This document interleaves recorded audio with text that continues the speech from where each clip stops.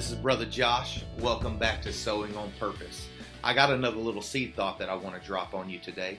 It comes from 1 Samuel chapter 22. I'm going to read verses 1 and 2. It says, David therefore departed thence, and he escaped to the cave of Adullam. When his brethren and all his father's house heard it, they went down thither to him. And everyone that was in distress, and everyone that was in debt, and everyone that was discontented gathered themselves unto him, and he became a captain over them. And there were with him about 400 men. It's interesting to me that this group of men that had gathered themselves to David, they were former outcasts. They were men that nobody else wanted.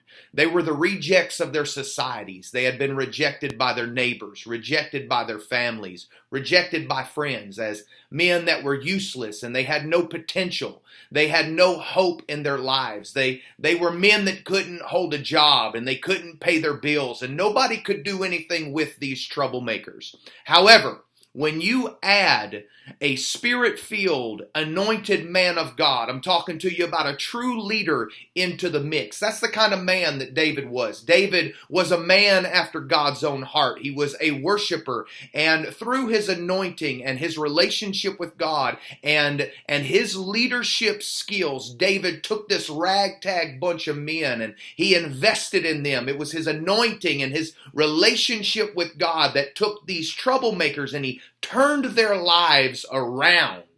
When they showed up in that cave looking for David, he didn't run them off. He didn't pass them off to the next leader or to King Saul, for example. He took those men and he loved those men. And it was through David's leadership that these rejected men became mighty men, warriors. They became leaders themselves, influencers, heroes of their day. It wasn't the sports stars or the movie stars. It was these faithful men that were willing to follow God's man. These men that at one time were the rejects of society, through David's leadership, became the kind of men that everybody wanted around them. Men like Adino the Eznite, who lifted up his spear and killed 800 men at one time. Men like Eleazar, the son of Dodo, who smote the Philistines, and he fought so valiantly until his hand became weary and it clave to the sword. Men like Shammah, who when a group of Philistines had gathered themselves together in a field of lentils and everybody else was running away, Shammah stood his ground in the midst of that field, and he defended that field and he slew those Philistines and he wrought a great victory. Men like Abishai, who lifted up his spear against 300 and he slew them all.